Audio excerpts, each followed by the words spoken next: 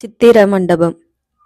உறையூர் தெற்கு ராஜவீதியிலிருந்த சித்திர மண்டபம் அந்த காலத்தில் தென்னாடெங்கும் புகழ் வாய்ந்திருந்தது. காஞ்சியிலுள்ள மகேந்திர சக்கரவர்த்தியின் பெயர் பெற்ற சித்திர மண்டபம் கூட உறையூர் சித்திர மண்டபத்துக்கு நிகராகாது என்று ஜனங்கள் பேசுவது சகஜமாயிருந்தது. பார்த்திப மகாராஜாவும் இளவரசர் விக்கிரமனும் வெண்புறவிகளின் மீதேறி இந்த சித்திர மண்டபத்தின் வாசலை அடைந்த அதே சமயத்தில் அங்கே படகோட்டி பொன்னனும் வந்து சேர்ந்தான். இந்த அகால வேளையில் மகாராஜாவை பார்க்க முடியுமோ என்னவோ என்ற கவலையுடன் வந்த பொன்னன் திடீரென்று மகாராஜாவை பார்த்ததும் இன்னது சொல்வதென்று தெரியாமல் திகைத்தான். மகாராஜா என்னும் போதே அவனுக்கு நாக்குழறியது. அந்த குழறிய குரலை கேட்டு மகாராஜாவும் இளவரசரும் அவனை திரும்பி பார்த்தார்கள். பொன்னா, நீ எங்கே வந்தாய் என்றார் மகாராஜா. பொன்னனின் மௌனத்தை கண்டு ஒருவாறு அவன் வந்த காரணத்தை யூகித்தவராய் குதிரை மீதிருந்து கீழிறங்கினார். இளவரசர் விக்கிரமனும் லாவகமாய் குதிரை மீதிருந்து குதித்தார். பொன்னா, இந்த தீவர்த்தியை வாங்கிக்கொள் என்றார் மகாராஜா. அருகே தீவர்த்தி வைத்து கொண்டு நின்ற ஏவலாளனிடமிருந்து பொன்னன் தீவர்த்தியை வாங்கி கொண்டான். அந்த வேளையில் மகாராஜா எதற்காக சித்திர மண்டபத்துக்கு வந்திருக்கிறார், எதற்காக தன்னை தீவர்த்தியுடன் பின்தொடர சொல்கிறார் என்பதொன்றும் அவனுக்கு புரியாவிட்டாலும் மகாராஜா தன்னை திரும்பி போக சொல்லாமல் தம்முடன் வரும்படி சொன்னதில் அளவில்லாத குதூகலம் உண்டாயிற்று. மகாராஜாவும் இளவரசரும் முன் செல்ல பொன்னன் தீவர்த்தியை தூக்கி பிடித்து கொண்டு சித்திர மண்டபத்துக்குள் புகுந்தான். அந்த சித்திர மண்டபத்துக்குள் முதலாக பிரவேசிக்கிறவர்களுக்கு நமக்குள்ள 2 கண் போதாது, 2000 கண் இருந்தால் இங்கேயுள்ள சித்திரங்களை ஒருவாறு பார்த்து திருப்தி அடையலாம் என்று தோன்றும். அந்த விஸ்தாரமான மண்டபத்தின் விசாலமான சுவர்களில் விதவிதமான வர்ணங்களில் பல வகை சித்திரங்கள் தீட்ட பெற்றிருந்தன. அந்த மண்டபத்தை தாங்கிய சிற்ப வேலைப்பாடுள்ள தூண்களிலும் சித்திரங்கள் காணப்பட்டன. மேல் விமானத்தின் உட்புறங்களையும் சித்திரங்கள் அலங்கரித்தன. ஒரு சுவரில் ததிசி முனிவரிடம் இந்திரன் வஜ்ராயுதத்தை பெறுவது, இந்திரன் விருத்திராசுரனை சம்ஹரிப்பது, பிறகு இந்திரலோகம் வருவது, தேவர்களும் தேவ மாதர்களும் இந்திரனை எதிர்கொண்டு வரவேற்பது, இந்திரனுடைய சபையில் தேவ மாதர்கள் நடனம் புரிவது முதலிய காட்சியை சித்தரிக்கிறது. இன்னொரு பக்கத்தில் திருப்பார்கடலில் மந்திரகிரியை மத்தாகவும் வாசுகியை கயிறாகவும் கொண்டு தேவர்கள் ஒரு பக்கமும் அசுரர்கள் ஒரு பக்கமும் நின்று கடையும் பிரம்மாண்டமான காட்சியை சித்தரிக்கிறது. அடுத்தாற்போல பரமசிவனுடைய தவத்தை கலைப்பதற்கு காமதேவன் மலர்கனை தொடுப்பது முதல் குமரபெருமான் ஜனனம் வரையிலும் உள்ள காட்சிகள் காணப்பட்டன. இந்த உருவங்கள் எல்லாம் கேவலம் உயிரற்ற சித்திரங்களாய் தோன்றவில்லை. கால், கை, முகம் இவற்றின் சரியான அளவு எடுத்து சாமுத்திரிகா லட்சணத்துக்கு இணங்க எழுதப்பட்டிருக்கவும் இல்லை. ஆனால் அந்த உருவங்களின் ஒவ்வொரு அவயத்திலும் காணப்பட்ட நெளிவும் முகத்தில் பொழிந்த பாவமும் தத்ரூபமாய் அந்த தேவர்களின் முன்னால் நாம் நிற்கிறோமோ என்னும் மயக்கத்தை உண்டாக்கின. பிரதி மாதம் 3 தினங்கள் இந்த சித்திர மண்டபம் பிரஜைகள் எல்லோரும் பார்ப்பதற்கென்று திறந்து வைக்கப்படுவது உண்டு. அவ்வாறு திறந்திருந்த நாட்களில் பொன்னன் 2-3 தடவை இந்த சித்திரங்களை பார்த்து மகிழ்ந்திருக்கிறான். இப்போதும் அந்த சித்திரங்கள் அவனுடைய கண்ணையும் கருத்தையும் கவரத்தான் செய்தன. ஆனாலும் இன்று அவற்றை நின்று பார்க்க முடியாதபடி மகாராஜாவும் இளவரசரும் முன்னால் விரைந்து போய் கொண்டிருந்தபடியால் பொன்னனும் அவர்களை பின்தொடர்ந்து விரைந்து சென்றான். சித்திர மண்டபத்தின் 2-3 கட்டுக்களையும் தாண்டி சென்று கடைசியாக பூட்டிய கதவுடைய ஒரு வாசற்படி அண்டை மகாராஜா நின்றார். முன்னொரு தடவை பொன்னன் இதே இடத்தில் நின்று இந்த வாசற்படிக்கு உட்புறத்தில் என்ன இருக்குமோ என்று யோசித்திருக்கிறான். இந்த கதவை திறக்கக்கூடாதென்பது மகாராஜாவின் கட்டளை என்று காவலாளர்கள் அப்போது தெரிவித்ததுண்டு. மகாராஜா இப்போது அந்த கதவண்டை வந்து நின்று தம் கையில் இருந்த சாவியினால் பூட்டை திறக்க தொடங்கியதும் பொன்னனுடைய ஆவல் அளவு கடந்ததாயிற்று. இதனுள்ளே ஏதோ பெரிய அதிசயம் இருக்கிறது, அதை நாம் இப்போது பார்க்க போகிறோம் என்று எண்ணிய போது அவனுடைய நெஞ்சு படபடவென்று அடித்து கொண்டது. கதவு திறந்ததும், பொன்னா, நீ முதலில் உள்ளே போ, தீவர்த்தியை நன்றாய் தூக்கி பிடி, சுவருக்கு ரொம்ப சமீபமாய் கொண்டு போகாதே, தீவர்த்தி புகையினால் சித்திரங்கள் கெட்டுப்போகும் என்றார் மகாராஜா. பொன்னன் உள்ளே போய் தீவர்த்தியை தூக்கி பிடித்தான். அங்கிருந்த சுவர்களிலும் சித்திரங்கள் தான் தீட்டியிருந்தன. ஆனால் அவை என்ன சித்திரங்கள், எதை குறிப்பிடுகின்றன என்பது அவனுக்கு தெரியவில்லை. பொன்னனுக்கு பின்னால் விக்கிரமனுடைய கையை பிடித்து அழைத்து கொண்டு பார்த்திப மகாராஜா அந்த இருள் சூழ்ந்த மண்டபத்துக்குள்ளே புகுந்தார். குழந்தாய், பூட்டி வைத்திருக்கும் இந்த மண்டபத்துக்குள்ளே என்ன இருக்கிறது என்று பல தடவை என்னை கேட்டிருக்கிறாயே. உனக்கு இன்னும் கொஞ்ச வயதான பிறகு இந்த சித்திரங்களை காட்ட வேணும் என்றிருந்தேன். ஆனால் இப்போதே காட்ட வேண்டிய அவசியம் நேர்ந்திருக்கிறது விக்கிரமா. இந்த மண்டபத்தை நான் வேணுமென்றே இருளடைந்ததாய் வைத்திருந்தேன். இதற்குள்ளே என்னை தவிர வேறு யாரும் வந்ததில்லை. யாரும் இந்த சுவரிலுள்ள சித்திரங்களை பார்த்ததில்லை. பொன்னா, தீவர்த்தியை தூக்கிப்பிடி என்றார் மகாராஜா. அவருடைய பேச்சில் கவனமாயிருந்த பொன்னன் சட்டென்று தீவர்த்தியை தூக்கி பிடித்தான். அதோ அந்த முதல் சித்திரத்தை பார் குழந்தாய், அதில் என்ன தெரிகிறது என்றார் மகாராஜா. யுத்தத்துக்கு படை கிளம்புகிறது. ஆஹா, எவ்வளவு பெரிய சைன்யம், எவ்வளவு தேர்கள், குதிரைகள், எவ்வளவு காலாட்படைகள் என்று விக்கிரமன் வியப்புடன் கூறினான். பிறகு சட்டென்று திரும்பி தந்தையின் முகத்தை பார்த்து அப்பா என்று தயங்கினான். என்ன விக்கிரமா, கேள் என்றார் மகாராஜா. ஒன்றுமில்லை அப்பா, இந்த சித்திரங்கள் யார் எழுதியவை என்று யோசித்தேன் என்றான் விக்கிரமன். நீ நினைத்தது சரிதான் குழந்தாய். என் கையினால் நானே எழுதிய சித்திரங்கள் தாம் இவை. இந்த 12 வருஷ காலமாய் இரவிலும் பகலிலும் தூங்கும் போதும் விழித்திருக்கும் போதும் நான் கண்டு வந்த கனவுகளைத்தான் இங்கே எழுதியிருக்கிறேன் குழந்தாய். நன்றாய் பார். யாருடைய சைன்யங்கள் இவை தெரிகிறதா? ஆஹா, தெரிகிறது. முன்னால் புலிக்கொடி போகிறதல்லவா, சோழ ராஜ்யத்தின் படைகள்தான் இவை.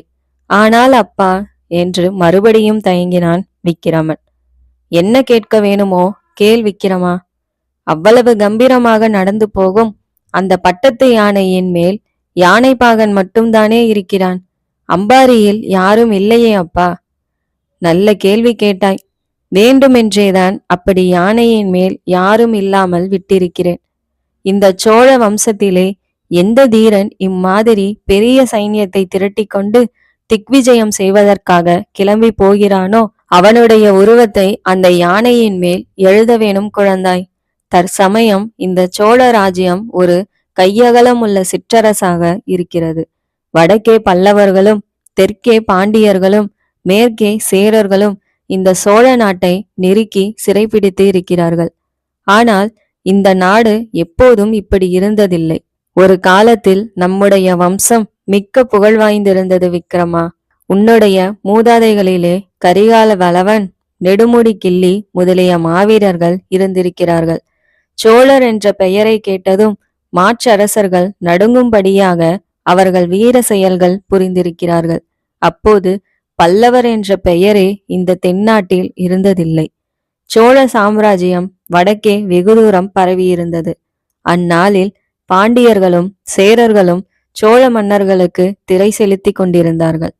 கடல்களுக்கு அப்பால் எத்தனையோ தூரத்தில் உள்ள அரசர்கள் எல்லாம் சோழ சக்கரவர்த்திகளுக்கு காணிக்கைகளுடன் தூதர்களை அனுப்பி வைத்தார்கள்.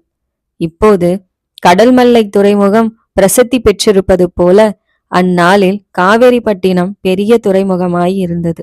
காவேரிப்பட்டினத்திலிருந்து பெரிய கப்பல்கள் கிளம்பி தூர தூர தேசங்களுக்கெல்லாம் சென்று பொன்னும் மணியும் கொண்டு வந்து சோழ மன்னர்களின் பொக்கிஷத்தை நிரப்பி வைத்தன குழந்தாய். மறுபடியும் இந்த சோழ நாடு அம்மாதிரி மகோனத நிலை அடைய வேண்டும் என்பது என் உள்ளத்தில் பொங்கும் ஆசை. நான் இரவிலும் பகலிலும் காணும் கனவு. அதோ அந்த சித்திரத்தை பார். இவ்விதம் மகாராஜா ஆவேசம் கொண்டவர் போல் பேசிக்கொண்டு மேலும் மேலும் சித்திரங்களை காட்டிக்கொண்டே போனார். அடுத்த சித்திரத்தில் சோழ சைன்யம் ஒரு பெரிய நதியை கடக்கும் காட்சி காணப்பட்டது. பிறகு அப்படைகள் பெரியதோர் மலையில் ஏறி சென்றன. அப்பால் ஒரு பெரிய யுத்த காட்சி காணப்பட்டது. அதிலே சோழர் சைன்யம் வெற்றியடைந்த பிறகு மாற்றரசர்கள் காணிக்கைகளுடன் வந்து சரணாகதி செய்கிறார்கள். இம்மாதிரி பல நதிகளை தாண்டியும் பல மலைகளை கடந்தும் பல மன்னர்களை வென்றும் கடைசியில் சோழ சைன்யம் இமயமலையை அடைகிறது. பர்வத ராஜாவான இமயத்தின் உச்சியில் சோழர்களின் புலிகொடி நாட்டப்படுகிறது. இதற்கு பிறகு சோழ நாட்டின் தலைநகருக்கு சைன்யம் திரும்பி வருவதும் நகரமாந்தர் அந்த வீரப்படையை எதிர்கொண்டு அழைப்பதுமான கோலாகல காட்சிகள். இன்னொரு பக்கத்தில் புலிகொடி பறக்கும் பெரிய பெரிய கப்பல்கள் துறைமுகங்களிலிருந்து கிளம்பும் காட்சியை அற்புதமாக சித்தரித்திருந்தது. அந்த கப்பல்கள் தூர தூர தேசங்களுக்கெல்லாம் போய் சேருகின்றன. அந்தந்த தேசங்களின் மன்னர்கள் பரிவாரங்களுடன் எதிர்கொண்டு வந்து சோழ நாட்டின் தூதர்களை உபசரிக்கிறார்கள். கடல் சூழ்ந்த அந்நாடுகளில் சோழர்களின் புலிகொடி கம்பீரமாய் பறக்கிறது. புலிகொடி பறக்கும் தேசங்களிலெல்லாம் பெரிய பெரிய கோயில்களும் கோபுரங்களும் வானை அளாவி எழுகின்றன. இத்தகைய அற்புதமான சித்திரங்களே அந்த மண்டபம் முழுவதும் நிறைந்திருந்தன. விக்கிரமன் சபதம். சித்திரங்கள் எல்லாம் பார்த்து முடித்ததும் விக்கிரமன் தயங்கிய குரலில் அப்பா என்றான். மகாராஜா அவனை அன்பு கனிய பார்த்து, என்ன கேட்க வேண்டுமோ கேள் குழந்தாய், சொல்ல வேண்டியதை எல்லாம் தயங்காமல் சொல்லிவிடு. இனிமேல் சந்தர்ப்பம் கிடைப்பது அரிது என்றார். ஒன்றுமில்லையப்பா, இந்த சித்திரங்கள் எல்லாம் எவ்வளவு நன்றாயிருக்கின்றன என்று சொல்ல ஆரம்பித்தேன். இவ்வளவு அற்புதமாய் சித்திரம் எழுத எப்போது கற்றுக்கொண்டீர்கள்? நமது சித்திர மண்டபத்தில் கூட இவ்வளவு அழகான சித்திரங்கள் இல்லையே என்றான் விக்கிரமன். மகாராஜா மைந்தனை கட்டி அணைத்து கொண்டார். என் கண்ணே, என்னுடைய சித்திர திறமையை நீ ஒருவன் வியந்து பாராட்டியதே எனக்கு போதும். வேறு யாரும் பார்த்து பாராட்ட வேண்டியதில்லை. என் மனதில் இருந்த ஏக்கம் இன்று தீர்ந்தது என்றார். ஆனால் அப்பா, எதற்காக உங்கள் வித்தையை நீங்கள் இவ்விதம் ஒளித்து வைத்திருக்க வேண்டும்? இந்த ஆச்சரியமான சித்திரங்களை பற்றி நீங்கள் வெட்கப்பட வேண்டிய அவசியம் என்ன? ஆஹா, இந்த உருவங்கள் எல்லாம் எவ்வளவு தத்ரூபமாக உணர்ச்சி பெற்று விளங்குகின்றன. முகங்களிலே தான் எத்தனை ஜீவ கலை! இவ்வளவு ஆச்சரியமான சித்திரங்களை வேறு யார் எழுத முடியும்? ஏன் இந்த திருட்டு மண்டபத்தில் இவற்றை பூட்டி வைத்திருக்க வேண்டும்? எல்லாரும் பார்த்து சந்தோஷப்பட்டால் என்ன என்று விக்கிரமன் ஆத்திரமாய் பேசினான். அப்போது பார்த்திப மகாராஜா சொல்லுகிறார், கேள் விக்கிரமா, இந்த உலகத்தில் எவன் அதிகாரமும் சக்தியும் உற்றிருக்கிறானோ அவனிடம் உள்ள வித்தையைத்தான் உலகம் ஒப்புக்கொண்டு பாராட்டும். காஞ்சியில் மகேந்திர சக்கரவர்த்தி இருந்தாரல்லவா, ஒரு தடவை பெரிய வித்வ சபை கூடி அவருக்கு சித்திரக்கார புலி என்ற பட்டம் அளித்தார்கள். மகேந்திரவர்மருடைய சித்திரங்கள் மிகவும் சாமானியமானவை. ஆனாலும் அவற்றை புகழாதவர் கிடையாது. இப்போதுள்ள நரசிம்ம சக்கரவர்த்திக்கு இது மாதிரி எத்தனையோ பட்டப்பெயர்கள் உண்டு. சித்திரக்கலையில் சிங்கம், கான வித்தையில் நாரதர், சிற்பத்தில் விஸ்வகர்மா. உலகம் இப்படியெல்லாம் அவரை போற்றுகிறது. ஏன்? அவரிடம் பெரிய சைன்யம் இருப்பதினால்தான் குழந்தாய். தெய்வத்துக்கு ஏழை செல்வன் என்ற வித்தியாசம் இல்லை. இறைவனுக்கு சக்கரவர்த்தியும் ஒன்றுதான், செருப்பு தைக்கும் சக்கிலியனும் ஒன்றுதான். ஆனாலும் இந்த உலகத்தில் தெய்வத்தின் பிரதிநிதிகளாய் இருப்பவர்கள் கூட பெரிய படைபலம் உள்ளவன் பக்கமே தெய்வமும் இருப்பதாய் கருதுகிறார்கள். மகேந்திரன் வெகு காலம் ஜைன மதத்தில் இருந்தான். சிவனடியார்களை எவ்வளவோ துன்பங்களுக்கு உள்ளாக்கினான். பிறகு அவனுக்கு திடீரென்று ஞானோதயம் உண்டாயிற்று. சிவபக்தன் என்று வேஷம் போட்டு நடித்தான் விக்கிரமா. மகேந்திரனும் சரி, அவன் மகன் நரசிம்மனும் சரி, நடிப்பு கலையில் தேர்ந்தவர்கள். விதவிதமான வேஷங்கள் போட்டு கொள்வார்கள். நம்பினவர்களை ஏமாற்றுவார்கள். இவர்களுடைய சிவசக்தி நடிப்பு உலகத்தை ஏமாற்றிவிட்டது. புராதன காலத்திலிருந்து சோழ வம்சத்தினர்தான் சைவத்தையும் வைஷ்ணவத்தையும் வளர்த்து வந்தார்கள். சிராப்பள்ளி பெருமானையும் ஸ்ரீரங்கநாதனையும் குலதெய்வங்களாக போற்றி வந்தார்கள். ஆனால் இன்றைய தினம் சிவனடியார்களும் வைஷ்ணவ பெரியவர்களும் யாருடைய சபா மண்டபத்திற்கு போகிறார்கள்? திரிலோகபதியான காஞ்சி நரசிம்ம சக்கரவர்த்தியின் ஆஸ்தான மண்டபத்துக்குத்தான். என்னுடைய சித்திரங்களை பிறர் பார்ப்பதை நான் ஏன் விரும்பவில்லை என்று இப்போது தெரிகிறதா? சோழ நாடு சிற்றரசாய் இருக்கும் வரையில் பார்த்திபன் சித்திரம் வேறி எழுத ஆரம்பித்து விட்டானா என்று உலகம் பரிகசிக்கும் விக்கிரமா. இன்னொரு விஷயம் நீ மறந்து விட்டாய் என்று நிறுத்தினார் மகாராஜா. என்ன அப்பா என்று விக்கிரமன் கேட்டான். இவை கேவலம் சித்திர திறமையை காட்டுவதற்காக மட்டும் எழுதிய சித்திரங்கள் அல்லவே குழந்தாய். என்னுடைய மனோரதங்களை, என் இருதய அந்தரங்கத்தில் பொங்கிக் கொண்டிருக்கும் ஆசைகளை அல்லவா இப்படி சித்தரித்திருக்கிறேன். இந்த சித்திரங்களை இப்போது பார்க்கிறவர்கள் சிரிக்க மாட்டார்களா? வீணாசை கொண்டவன், எட்டாத பழத்துக்கு கொட்டாவே விடுகிறவன் என்றெல்லாம் பரிகசிக்க மாட்டார்களா? ஆகையினாலேயே இந்த மண்டபத்தை இப்படி இருள் சூழ்ந்ததாய் இப்போது வைத்திருக்கிறேன். இந்த சித்திர காட்சிகள் எப்போது உண்மை சம்பவங்களாக தொடங்குமோ அப்போதுதான் மண்டபத்தில் வெளிச்சம் வர செய்ய வேண்டும். அப்போதுதான் எல்லா ஜனங்களும் வந்து பார்க்கும்படி மண்டபத்தை திறந்துவிட வேண்டும். அந்த பாக்கியம் விக்ரமா என் காலத்தில் எனக்கு கிடைக்கப் போவதில்லை. உன்னுடைய காலத்திலாவது நிறைவேற வேண்டும் என்பது என் ஆசை. என்னுடன் நீயும் போர்க்களத்துக்கு வருவதாக சொல்வதை நான் ஏன் மறுக்கிறேன் என்று இப்போது தெரிகிறதல்லவா? தெரிகிறது அப்பா. என் கனவை நிறைவேற்றுவதற்காக நீ உயிர் வாழ வேண்டும். சோழ நாட்டின் உன்னதமே உன் வாழ்க்கையின் நோக்கமாயிருக்க வேண்டும். சோழர் குலம் பெருமை அடைவதே அல்லும் பகலும் உன்னுடைய நினைவாய் இருக்க வேண்டும். சோழரின் புலிக்கொடி வேறு எந்த நாட்டின் கொடிக்கும் தாழாமல் வானளாவி பறக்க வேண்டும் என்று சதா காலமும் நீ சிந்திக்க வேண்டும். நாளை மறுதினம் நான் போருக்கு கிளம்புகிறேன். யுத்த களத்திலிருந்து திரும்பி வருவேன் என்பது நிச்சயமில்லை. விக்கிரமா, போர்க்களத்தில் மடிகிறவர்கள் வீர சொர்க்கம் அடைகிறார்கள் என்று புராணங்கள் சொல்லுகின்றன. ஆனால் நான் வீர சொர்க்கம் போக மாட்டேன். திரும்பி இந்த சோழ நாட்டுக்குத்தான் வருவேன். காவிரி நதி பாயும் இந்த சோழ வள நாடுதான் எனக்கு சொர்க்கம். நான் இறந்த பிற்பாடு என்னுடைய ஆன்மா இந்த சோழ நாட்டு வயல்வெளிகளிலும் கோயில் குளங்களிலும் நதிக்கரைகளிலும் தென்னந்தோப்புகளிலும் தான் உலாவி கொண்டிருக்கும். அப்போது பார்த்திபன் மகனால் சோழர் குலம் பெருமையடைந்தது என்று ஜனங்கள் பேசும் வார்த்தை என் காதில் விழுமானால் அதைவிட எனக்கு ஆனந்தம் அளிப்பது வேறொன்றும் இராது. எனக்கு நீ செய்ய வேண்டிய ஈமக்கடன் இதுதான். செய்வாயா விக்கிரமா? இளவரசன் விக்கிரமன், செய்வேன் அப்பா, சத்தியமாய் செய்வேன் என்று தழுதழுத்த குரலில் சொன்னான். அவன் கண்களில் நீர் துளித்து முத்து முத்தாக கீழே சிந்தியிற்று.